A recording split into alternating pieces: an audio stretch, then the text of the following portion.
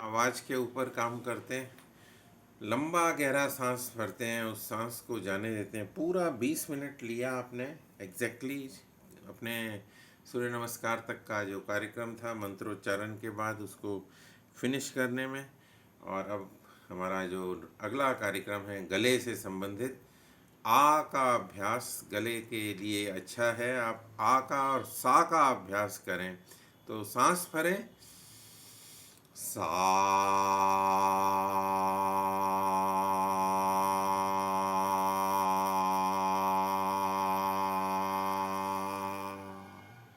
और उससे भी पहले जो है ज़रूरी है कि आप ओम का अभ्यास करें। तो ओम का अभ्यास आप जितना ज़्यादा करेंगे आपका गला उतना जल्दी अच्छा होगा। फिर एक बार सांस भरेंगे और ओ,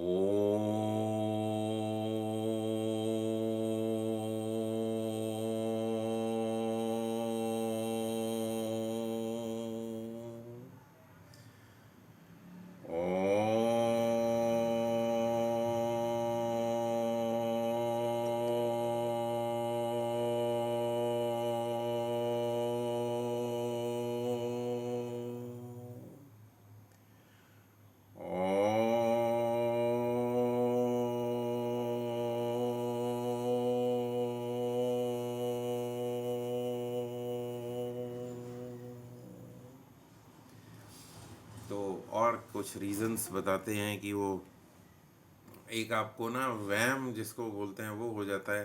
तो कुछ लोग आते हैं, कुछ पेशेंट्स एम्स में बता रहे थे कि वो आते हैं तो उनको वो बोलते हैं जी मैं तो ठीक ही नहीं हो सकता, मैं तो ठीक हो ही नहीं। वहाँ तो बड़े क्रॉनिक केसेस आते हैं तो कह रहे हैं मैं तो ठीक हो ही नहीं सकता है, मैंने बहुत कोशिश कर ली, सब जगह दिखा लिया, फाइनली हार के यहाँ आया हूँ और मुझे नहीं लगता कि मेरा कुछ हो सकता है।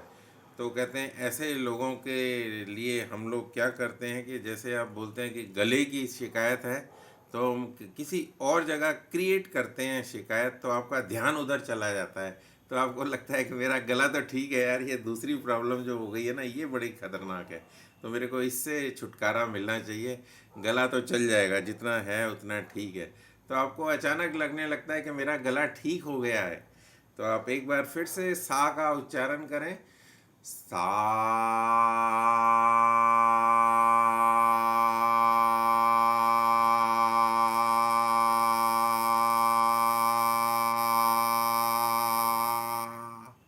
इसमें मुंह को हम पूरा खोल के रखते हैं और सा के बाद हम आ का उच्चारण करते हैं, आ।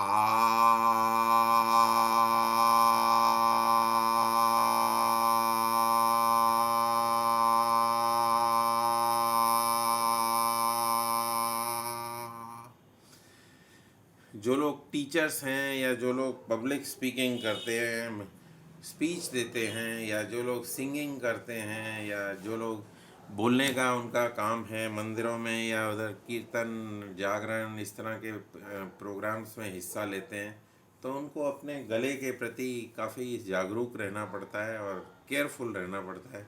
तो गले को वो किस तरह ठीक करते हैं, ये इन्हीं आवाज़ों के थ्रू ठीक करते हैं। तो आ के बाद ऊ,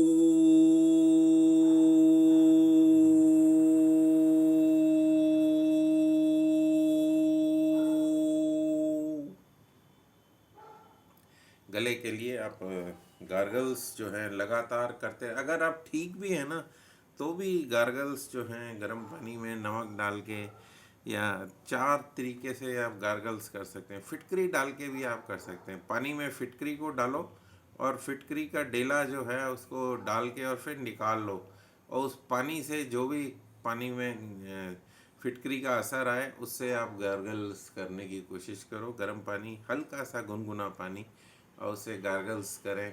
फिटकरी से करें, डिस्प्रिन से करें, या फिर पोटेशियम परमैंगनेट की ड्रॉप्स डाल के करें।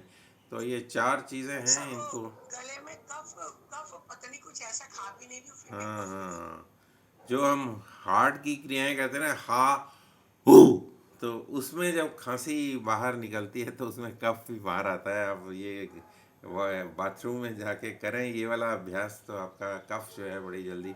गार्गल करते करते आप हा हू, हा हू, हा हू, हा हू जब करेंगे तो ये कफ अपने आप निकल के बाहर आएगा और फिर आप आ हल्की सी मालिश कर लेते हैं गले की। ऊ का हमने अभ्यास किया। ऐसा कफ तो निकल गया है सब कुछ पर, लेकिन फिर बन रहा फिर निकला, बन क्यों रहा है ये नहीं पता तो चल रहा। आप थोड़ा सा ना, जैसे देसी घी होता है तो उसकी हल्की हल्की मसाज करके उसको ड्राई ड्राई हो जाता है कई बार, तो वो ड्राइनेस को ख़त्म करके, और देसी घी को आप जैसे शंख प्रक्षालन करते हैं ना, तो खिचड़ी पतली सी बनाते हैं और उसमें काफ़ी सारा देसी घी डाल के देते हैं, तो गले को तरावट देता है। उस क्रिया को हम लोग करते हैं जब शंख प्रक्षालन किया करते थे, अभी तो खैर बंद किया हुआ है। तो जब शंख प्रक्षालन के बाद आपको खिचड़ी मिलती है, उस खिचड़ी के अंदर काफ़ी सारा देसी घी मेल्ट करके डालते हैं, और वो गले को आपको जो सूदिंग एक्शन देता है, और उसके बाद जो नींद आती है आपको, 4 5 6 घंटे तक दिन में ही सो जाते हैं और उस नींद के बाद जब आप उठते हैं तो एकदम फ्रेश, आपका पेट एकदम साफ हो जाता है। शंख प्रक्षालन का मतलब ही है कि जितनी आपकी आंतें हैं, इंटरनल इंटेस्टाइन्स, चाहे वो छोटी आंत है चाहे बड़ी आंत है, वहाँ से खुरच खुरच के जो है मल को बाहर निकालता है। और आपका जैसे इंजन का साइलेंसर, वो उसको फाड़ के और फिर क्लीन करके गरम करके और फिर वेल्ड कर देते हैं, तो आपके इंजन की आवाज़ ही बदल जाती है गाड़ी के अंदर। ये देखा होगा आपने, जो लोग चलाते हैं और रिपेयर कराने की उन्होंने वो की होगी, तो कुछ साल के बाद वो साइलेंसर ख़राब हो जाता है। इसी तरह हमारा पेट भी जो है, हम लोग जैसे मैदा लिया, मैदा और ये चीनी और ये नमक और ये जो वाइट पॉइजन्स हैं, इनको जब हम इस्तेमाल करते हैं या फिर तला हुआ खाते हैं, तो चिकनाई और इस तरह की चीज़ें जो हैं चिपक जाती हैं अंदर और फिर निकलती नहीं है, उनको फिर खुरच खुरच के निकालना पड़ता है। तो नींबू और नमक पानी, नमक डाल के पानी जो है, उससे हम पी के करते हैं शंख प्रक्षालन की 5 क्रियाएं। तो वहाँ उसके बाद फिर वो खिचड़ी और उसके साथ घी डाल के जब खाते हैं, तो जो है आपका 6 महीने के बाद एक तरह से पूरी बॉडी की, पेट की, डाइजेस्टिव सिस्टम की सर्विसिंग हो जाती है। और उसके बाद आप 6 महीने तक अपना आराम से, थोड़ा सा 2 4% की लापरवाही अलाउड हो जाती है फिर, और उसके बाद आपको हॉस्पिटल्स के चक्कर लगाने नहीं पड़ते हैं। एकदम आपका पेट साफ हो गया तो बाकी 10 सिस्टम जो है वो भी काम करना शुरू कर देते हैं। उसमें गला हो, आँखें हो, कान हो, नाक हो, आपका इंटेस्टाइन हो, लीवर हो, आपके हार्ट के मसल्स हों, आपके लिम्स हों, आपकी जो मस्कुलर सिस्टम है, सारे सिस्टम्स जो हैं एकदम एक्टिव हो जाते हैं। माँ का अभ्यास कर लेते हैं, सांस को भरें,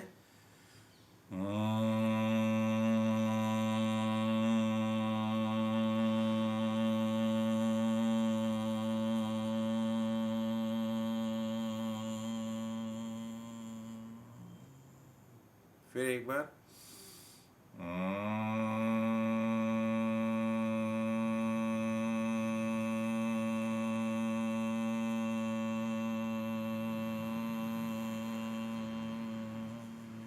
फिर एक बार,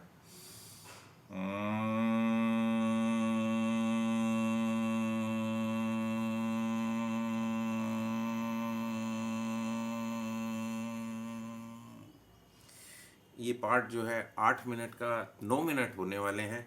और हम लोग जो है तेज को ग्रहण करते हैं, दोनों हाथ को रगड़ के तेज उत्पन्न होता है, उस तेज को, गर्मी को अपने चेहरे पर ग्रहण करते हैं। और आज शनिवार का दिन है, तो ओम शम शनिश्चराय नमः, ओम शम शनिश्चराय नमः, ओम शम शनिश्चराय नमः। तो हमने शनि मंत्र का उच्चारण किया, हमने गले से संबंधित बातचीत की, कुछ अभ्यास किए, हमने जो है शंख प्रक्षालन से संबंधित कुछ बातचीत की। ये सब क्रियाएं आप करते हैं तो आपको डेफिनेटली लाभ मिलता है लॉन्ग रन में। आप इसको, अगर आपका गला ठीक भी है ना, तो भी ये क्रियाएं करते रहें। ये ना कि बीमारी को दूर करता है, बल्कि ये प्रिवेंटिव डोज है। प्रिवेंटिव डोज मतलब आप बचाव के लिए भी अगर इसको करते हैं तो आपको आगे चल के प्रॉब्लम्स नहीं आने वाली हैं। तो आज के लिए इतना ही। आप सभी का धन्यवाद, नमस्कार। मैंने आपके 10 मिनट ले लिए हैं। आगे का कार्यक्रम जो है कराएंगी सुभाषिनी जी और प्राणायाम करेंगे।